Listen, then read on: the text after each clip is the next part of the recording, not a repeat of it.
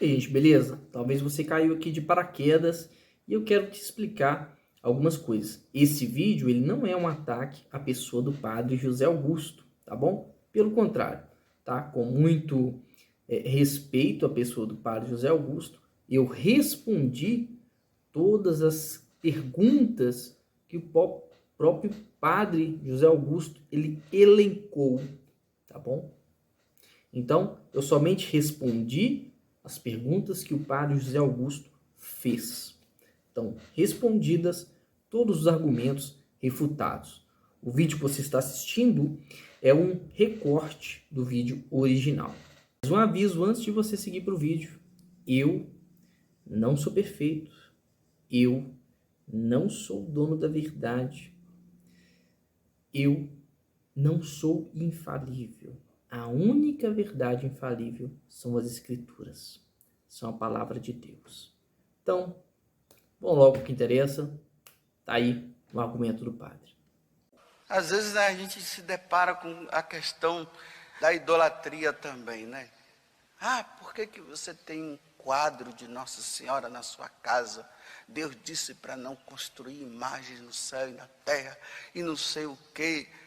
Aí você diz assim para ele: você tem a foto da sua mãe? Você guarda? Eu guardo, então. E por que você fica tirando foto da tua mãe e guarda?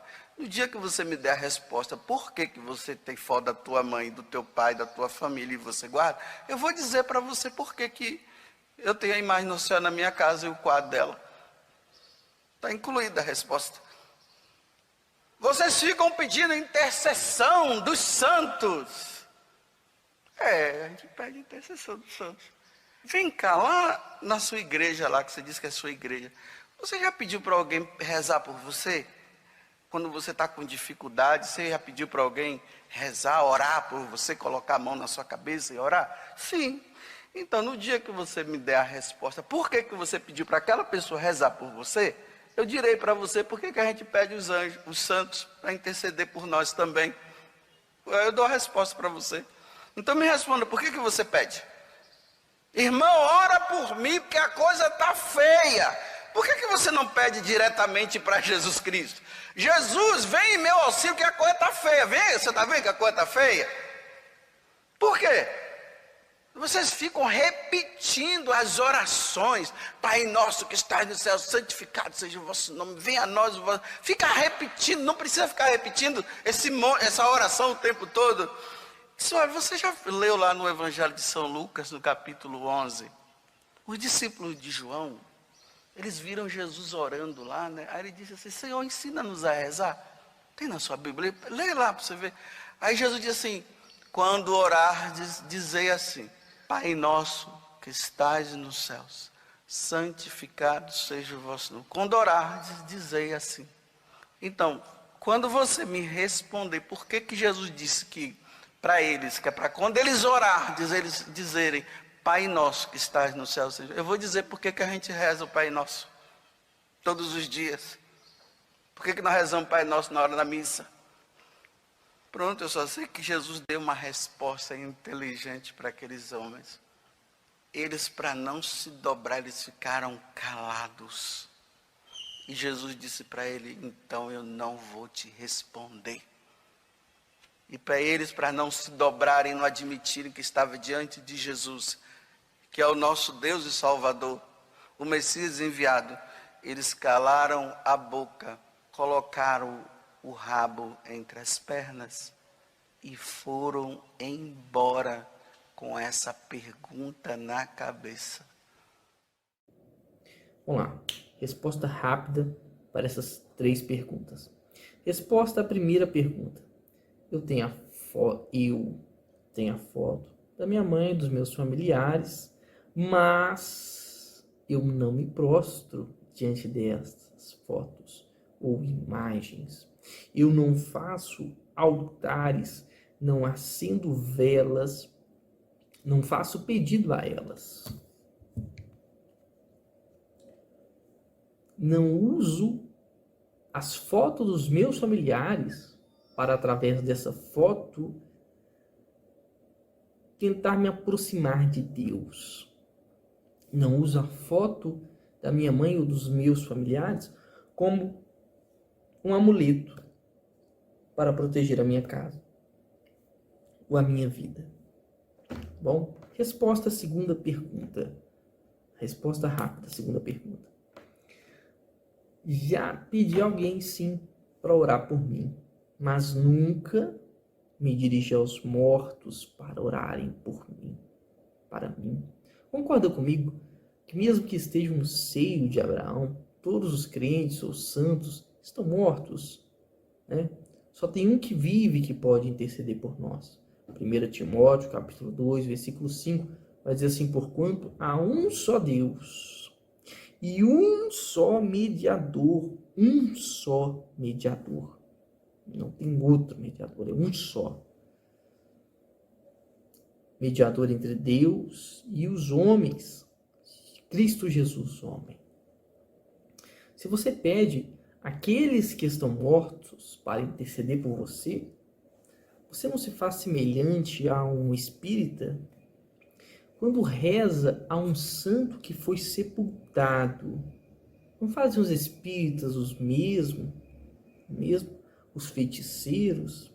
Logo, eu não peço para aqueles que foram sepultados orarem por mim, mas peço aos irmãos que estão vivos, membros do mesmo corpo, que é a igreja, onde Cristo é o cabeça. Logo, rezar, orar, suplicar aqueles que estão mortos não seria uma prática do cristianismo bíblico. Seria uma prática pagã, como é feito em religiões afro, no espiritismo, na feitiçaria, na bruxaria, etc. Tá? Resposta para a terceira pergunta. Resposta rápida. A terceira pergunta, a oração do Pai Nosso, foi respondida com a oração que eu fiz no início. Tá bom? Vou deixar aqui, presta bastante atenção, vou deixar aqui agora 2 perguntas que nenhum católico, pode responder. Onde não existe nenhum versículo que prove tal coisa. Mas, antes de fazer essas perguntas que vai te tirar o sono, quero que você reflita. Diante de tudo isso, qual vai ser a sua atitude diante de Deus? Não é diante de mim. Você não tem que provar nada para mim. Mas você vai se espelhar em quem? Ao rei Ezequias ou aos filhos de Israel, que fizeram da serpente de bronze um Deus? Qual vai ser a sua atitude? A mesma atitude do rei Ezequias? Ou a mesma atitude dos filhos de Israel, que queimaram incenso para as imagens, para os ícones, e através deles tentavam se aproximar de Deus? Qual vai ser a sua atitude? Ezequias fez o que era reto perante o Senhor. Ele confiou em Deus de tal maneira que destruiu toda a idolatria do povo ao seu redor. Ezequias se apegou ao Senhor de tal maneira que não houve seu semelhante entre todos os reis de Judá. Se apegue ao Senhor, faça como o rei Ezequias, que abominou a tradição de um povo corrompido pelo pecado, que tinham abandonado Deus vivo para servirem a outros deuses. Algumas pessoas vão crer nessa mensagem e outras não. Veja o que Jesus disse em João capítulo 10, versículos 26 ao 28. Jesus disse assim: mas vós não credes, porque não sois as minhas ovelhas. As minhas ovelhas ouvem a minha voz. Eu as conheço e elas me seguem. Eu lhes dou a vida eterna, jamais perecerão. Ninguém as arrebatará da minha mão. Se você for uma ovelha do Senhor, você se identificará com essa mensagem e fará, com certeza, como o rei Ezequias fez. Então, segura aí. As perguntas que vão vir vai tirar o seu sono. Seguinte, pessoal, sei que é um tema muito polêmico. Em momento nenhum aqui, meu objetivo foi ser o possuidor da verdade. Pelo contrário, a palavra de Deus somente, ela é a verdade absoluta em quem devemos sempre recorrer como nosso Supremo Tribunal. Meu objetivo aqui também não foi e não é, em momento nenhum, ser melhor ou maior do que você. Mas, humildemente, me submeto ao senhorio de Cristo, não para agradar homens, mas a Deus somente. Toda honra e toda glória sejam dadas ao único que é digno de receber. Ao que está sentado no trono, seja a glória, o poder e o domínio pelos séculos dos séculos. Fica aí, então, com essas perguntas que eu deixei para o final, que vai tirar você do sono. Tá preparado? Segura aí. Você pode causar sofrimento ao Senhor Jesus no momento da Eucaristia? Deus pode sofrer? Você pode causar sofrimento em Deus? Que Deus é esse que sofre? Hebreus 9, 28. Assim também Cristo, tendo se oferecido uma vez. Quantas vezes? Uma vez. Para sempre. Uma vez para sempre. Para tirar os pecados do mundo.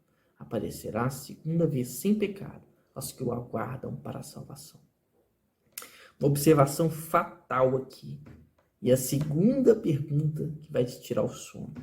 Você sabia que São Timóteo, discípulo direto do apóstolo Paulo, foi morto no ano 90, foi morto no ano 80 por tentar impedir uma procissão?